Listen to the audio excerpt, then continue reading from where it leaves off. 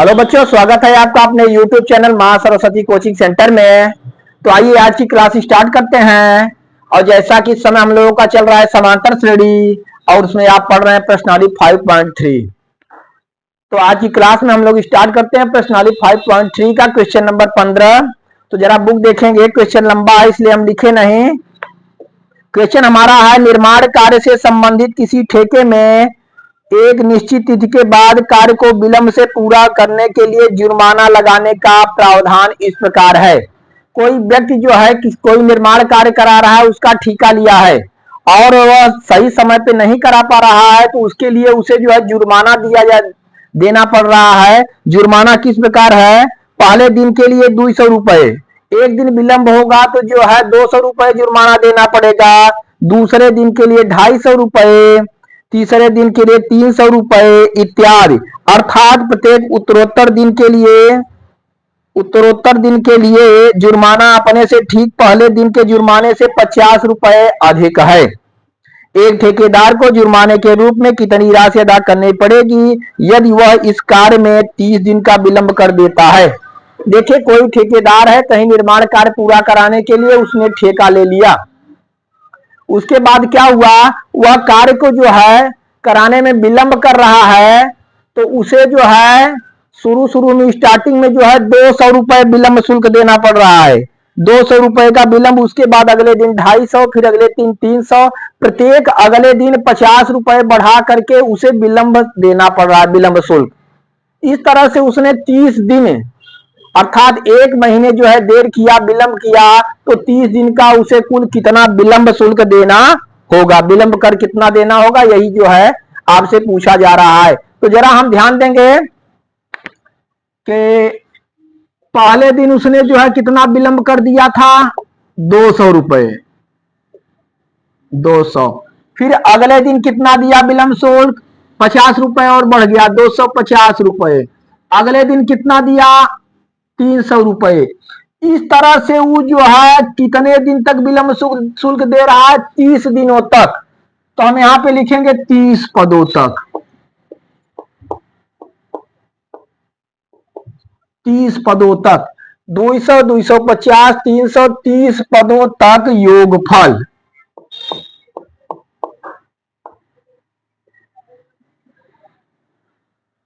तीस पदों तक योगफल ज्ञात कीजिए।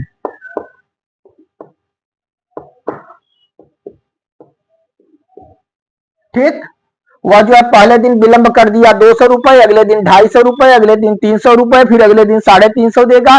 इस तरह से जो है वो 1 महीने विलंब शुल्क दिया, तो 30 दिन में उसे कुल कितना विलंब शुल्क या विलंब कर देना पड़ेगा, क्योंकि उसने काम में 30 दिन 1 महीने की देरी की।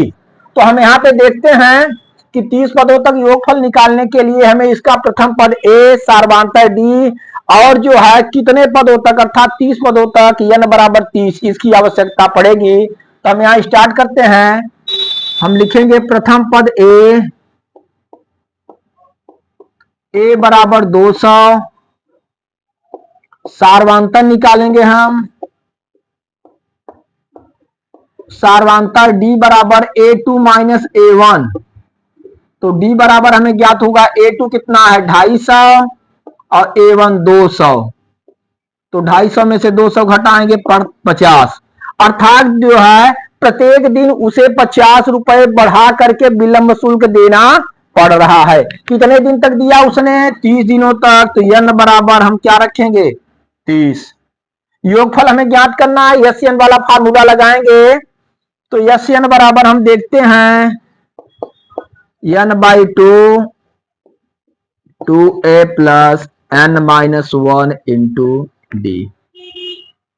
30 पदों तक निकालना, यस 30 अर्थात यस 30 हम लिखेंगे, 30/2, यहाँ पे 2 गुणे ए का मान आप देख रहे हैं, ए का मान 200 रुपए है, तो 200 लिखे, प्लस n का मान 30 माइनस 1 गुणे डी का मान देखेंगे 50।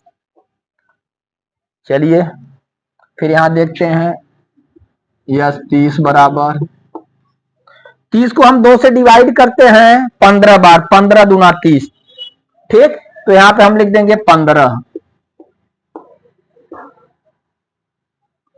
200 का गुणा 2 में 200 दूना 400 प्लस 30 में से 1 घटाएंगे 29, 29 गुणे 50,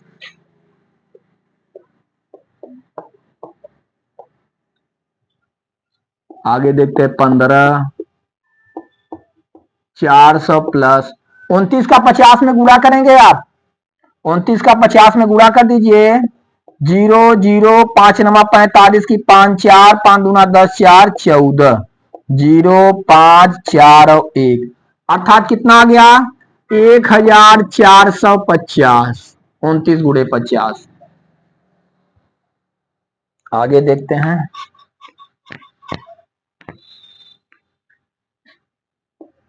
15 गुणे 1450, 400 1850, 1850 में 15 से गुणा कर देंगे, हमारा योगफल प्राप्त हो जाएगा 15 शून्य शून्य, 15 पचे 75 की 5 हासिल लगा 7, 15 अट्ठे 120, 7 127 की 7 हासिल लगा 12, 15 का 15 12 27। इस तरह से हम देख रहे हैं हमारा आया 27,750। इस तरह से उस ठेकेदार को जो है 30 दिनों का कितना कर देना होगा विलंब कर 27,750। तो हमारा उत्तर होगा विलंब कर, विलंब विलंब कर, ध्यान देंगे विलंब कर हमें कितना देना होगा,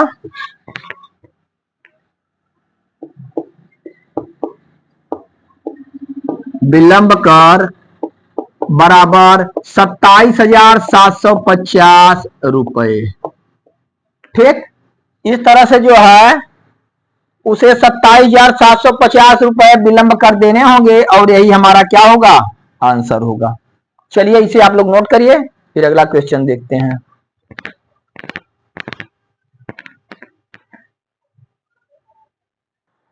आइए बच्चों देखते हैं अगला क्वेश्चन। क्वेश्चन नंबर 16 हमारा है, किसी स्कूल के विद्यार्थियों को उनके समग्र शैक्षिक प्रदर्शन के लिए 7 नकद पुरस्कार देने के लिए रुपया 700 की राशि रखी गई है। यदि प्रत्येक पुरस्कार अपने से ठीक पहले पुरस्कार से 20 रुपए कम है तो प्रत्येक पुरस्कार का मान ज्ञात कीजिए। देखिए किसी विद्यालय में बच्चों ने जो है शैक्षिक प्रदर्शन किया और उसमें जो है 7 बच्चों को चुना गया और देखिए उसमें 7 बच्चों को चुन करके 7 नगद पुरस्कार दिया जा रहा है और टोटल पुरस्कार का मूल्य है 700 रुपए। कितने रुपए 700 रुपए दिया जा रहा है और प्रत्येक बच्चे को पहले बच्चे से 20 रुपए कम रुपए दिया जा रहा है पुरस्कार। जैसे पहले को जितना दिया जा रहा है दूसरे को उससे 20 कम, तीसरे को और उससे 20 कम, चौथे पुरस्कार को उससे और 20 कम, तो प्रत्येक बच्चे को अपने पहले से 20 रुपए कम मिल रहे हैं। तो इस तरह से पूछा जा रहा है कि प्रत्येक पुरस्कार 1 से लेकर 7 तक सातों पुरस्कारों का मूल्य बताइए, उसका मान बताइए कितना मिला। तो देखिए हम मान लेते हैं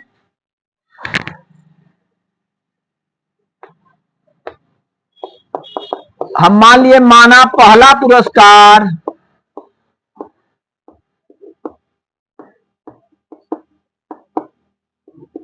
₹1 है।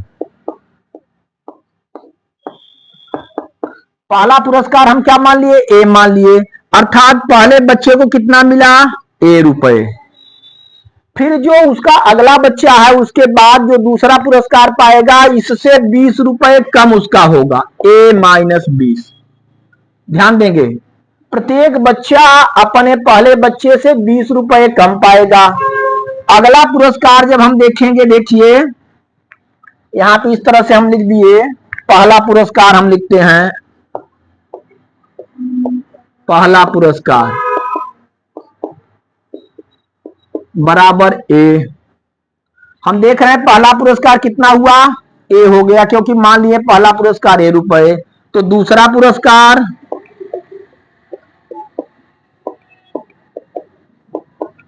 इससे 20 रुपए कम होगा अर्थात A-20 होगा। दूसरा पुरस्कार A-20। तीसरा पुरस्कार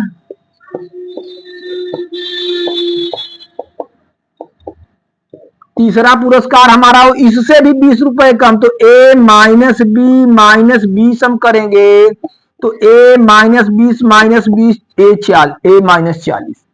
तीसरा पुरस्कार हो गया ए माइनस 40। उसी तरह से अगला अगर हम चौथा पुरस्कार निकाल रहे हैं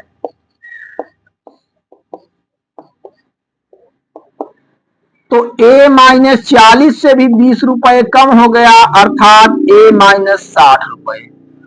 देख रहे हैं इस तरह से प्रत्येक पुरस्कार पहले पुरस्कार से 20 रुपए कम हो रहा है, अतः हमें एक श्रेणी इससे प्राप्त हो जा रही है। अतः हम देखेंगे, अतः एपी एक समांतर श्रेणी बन रही है। एपी हम देखेंगे ए माइनस 20, ए माइनस 40, ठीक ना। इस तरह से ए माइनस 60, इस श्रेणी आगे बढ़ रही है कहां तक, 7 पदों तक। कहां तक, 7 पदों तक, ठीक ना। इस तरह से 7 पदों तक यह श्रेणी आगे बढ़ती चली जा रही है। अब इसका जो है टोटल मूल्य, कुल मूल्य कितना है, 700 रुपए। देख रहे हैं 7 पदों तक यह जा रही है, 7 पुरस्कार बांटा गया और टोटल मूल्य हमें क्या मालूम है, 700 रुपए। तो यहां पे हम देख रहे हैं, अगर इस श्रेणी में हम देखते हैं तो प्रथम पद हमें क्या मालूम है, ए। प्रथम पद हमारा ए है। सार्वंतर हम देखेंगे,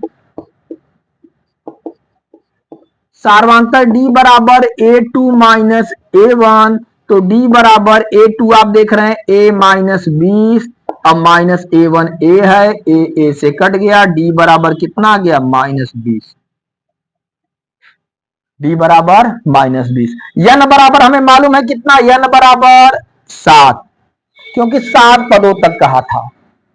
7 पुरस्कार हम देख रहे हैं, 7 नगद पुरस्कार देने के लिए, और कुल धनराशि कितनी है, 7 पुरस्कारों की कुल धनराशि कितनी है, 700 रुपए।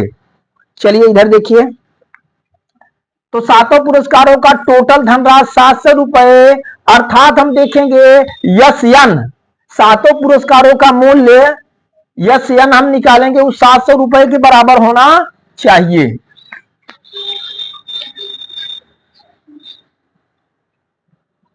तो हम देखेंगे यस एन बराबर हमें दिया हुआ है 700, क्योंकि कुल नगद पुरस्कार कितना है, 700। यस एन का formula n/2 2a plus n minus 1 into D बराबर 700। n देख रहे हैं आप, कुल पुरस्कारों की संख्या 7 है, 7/2। फिर देखिए 2 a का मान a ही है, प्लस n का मान 7 माइनस 1 इंटू डी का मान माइनस 20। ये मिला के कितना हुआ, 700। 7 डिवाइड नहीं हो पाएगा 2 से, हम 7/2 ही रखेंगे। 2a प्लस 7 में से 1 घटाइए, 6 गुणे माइनस 20 बराबर 700। फिर देखेंगे 7/2, यहाँ पे 2a, 6 दूना 12 माइनस 20 छक्का 120, माइनस 120 हो जाएगा बराबर 700। चलिए इधर देखते हैं हम,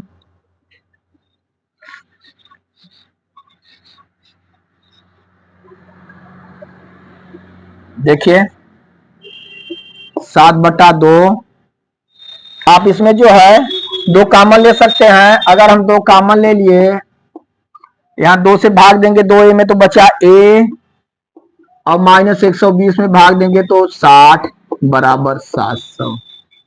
2 से हमारा डिवाइड हुआ, 7 a माइनस 60 बराबर 700। ठीक, तो हम देखते हैं a माइनस 60 बराबर 700 बटे कितना हो गया, 7। a माइनस 60 बराबर 700 से काटेंगे, 7 1 7 0, a बराबर 100 उधर जाएगा प्लस 60, a बराबर क्या आ गया, 160। ठीक, a बराबर कितना हो गया, 160, अर्थात पहला पुरस्कार हमें मालूम हो गया क्या, 160।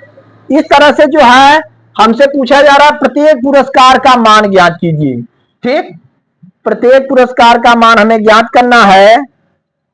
आगे देखेंगे हम। चलिए इधर देखते हैं।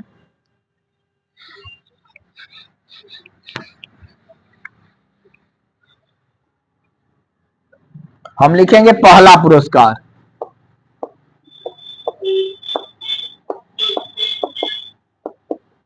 पहला पुरस्कार हमारा कितना, 160 रुपए। दूसरा पुरस्कार,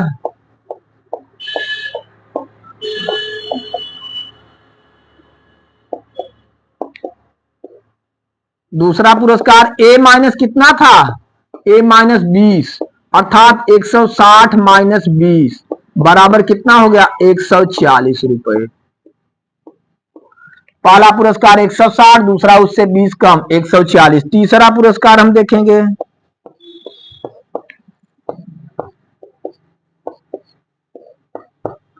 तीसरा पुरस्कार आप देखेंगे तो ए माइनस 40, क्योंकि उससे भी 20 कम हो गया, अर्थात 160 में से हम 40 घटा देंगे। तीसरा पुरस्कार हमें कितना प्राप्त हो गया, 120 रुपए।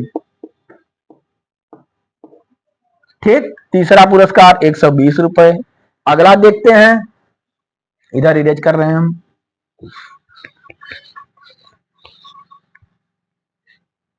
फिर देखते हैं चौथा पुरस्कार।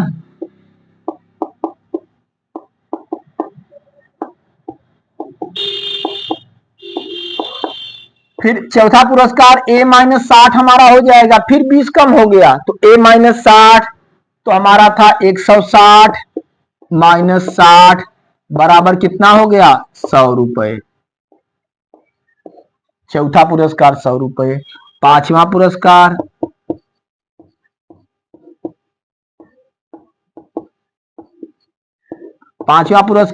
ए माइनस 80, ए माइनस 80 तो हम लिखेंगे 160 माइनस 80 बराबर कितने हो गए, 80 रुपए।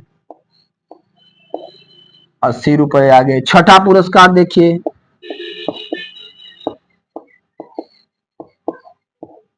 छठा पुरस्कार हमारा ए माइनस 100, तो हम लिखेंगे 160 माइनस 100 बराबर कितने हो गए, 60 रुपए हो गए। और लास्ट वाला हम देखेंगे सातवां पुरस्कार।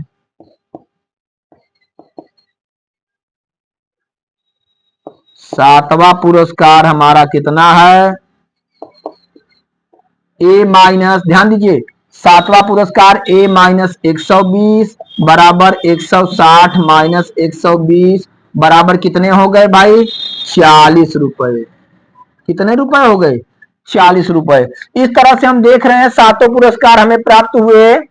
पहला पुरस्कार 160 रुपए, दूसरा 140 रुपए, उससे 20 कम हुआ, फिर तीसरा 20 कम हुआ 120 रुपए, चौथा पुरस्कार 100 रुपए, पांचवा पुरस्कार 80 रुपए, छठवां पुरस्कार 60 रुपए, सातवां पुरस्कार 40 रुपए। इसलिए इस प्रकार सातों पुरस्कारों का मान पूछा था और सातों पुरस्कार हमें निकल के कितने आए भाई, 160, 140, 120, 100, 80, 60 और 40। ठीक ना। और इस तरह से हम देखते हैं कि टोटल सभी पुरस्कारों का मूल्य कितना है, 700 रुपए है। और पुरस्कार कुल मिला के कितने रुपए हैं, पुरस्कार कुल मिला के 700 रुपए और 7 पुरस्कार हैं। 7 पुरस्कार, टोटल मूल्य 700 रुपए। ठीक, चलिए इस तरह से हम देखते हैं क्वेश्चन नंबर 16 हमारा कंप्लीट हुआ। आप लोग यहां तक क्लियर करिए, फिर अगली वीडियो में हम आप लोगों को आगे बताएंगे।